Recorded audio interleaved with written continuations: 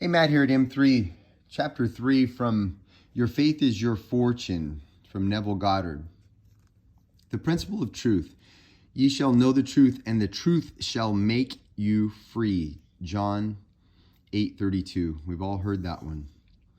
The truth that sets man free is the knowledge that his consciousness is the resurrection and the life, that his consciousness both resurrects and makes alive all that he is conscious of being. Apart from consciousness, there is neither resurrection nor life. When man gives up his belief in a God apart from himself and begins to recognize his awareness of being to be God, as did Jesus and the prophets, he will transform his world with the realization, I and my Father are one. John 10:30. But my Father is greater than I. John 14:28. He will know that his consciousness is God, and that which he is conscious of being is the Son, bearing witness to God the Father. The conceiver and the conception are one, but the conceiver is greater than his conception. Before Abraham was, I am. Yes, I was aware of being before I became aware of being man. And in that day when I shall cease to be conscious of being man, I shall still be conscious of being. That's so powerful. You can forget your name, your race, your family, but you can never forget that you are. That's the base of what we are. The consciousness of being is not dependent upon being anything. It preceded all conceptions of itself, and it shall be when all conceptions of itself shall cease to be. I am the beginning and the end. I am the beginning and the end. That is, all things or conceptions of myself begin and end in me, but I, the formless awareness, remain forever.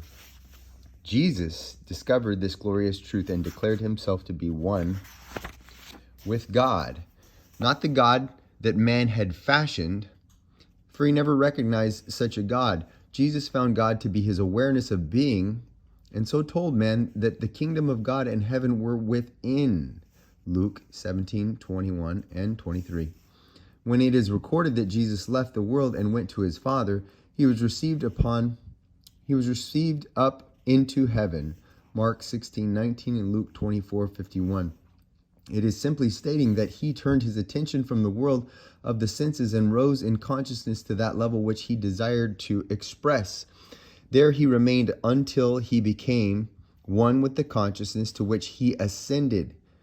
When he returned to the world of man, he could act with the positive assurance of that which he was conscious of being, a state of consciousness no one but himself felt or knew that he possessed. Man who is ignorant of this everlasting law of expression looks upon such happenings as miracles. To rise in consciousness to the level of the thing desired and to remain there until such level becomes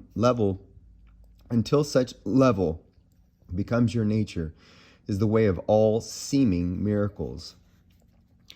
And if I be lifted up, I shall draw all men unto me. John 12:32.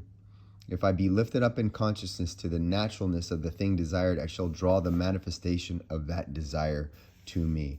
No man comes unto me save the Father within me draws him. John 6:44. And I and my Father are one. John 10:30. My consciousness is the Father who draws the manifestation of life to me. The nature of the manifestation is determined by the state of consciousness in which I dwell. I am always drawing into my world that which I am conscious of being. If you are dissatisfied with your present expression of life, then you must be born again. John 3:7.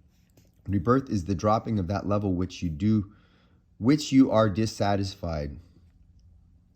Rebirth is the dropping of that level with which you are dissatisfied and rising to that level of consciousness which you desire to express and possess. You cannot serve two masters. Matthew 6:24, Luke 16:13, or opposing states of consciousness at the same time. Taking your attention from one state and placing it upon the other, you die to the one from which you have taken it, and you live and express the one with which you are united. So interesting in coaching. We teach conscious and subconscious mind, and conscious mind can only focus on one thing at a time. We think we can multitask, but we cannot. And that is so true. You cannot serve two masters. You can change back and forth quickly, and you're going to get results that are just as messed up as what it feels like to change back and forth quickly.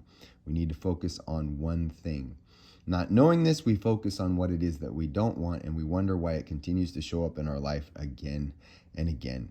I will continue this chapter, as it is a little bit long, in the next post.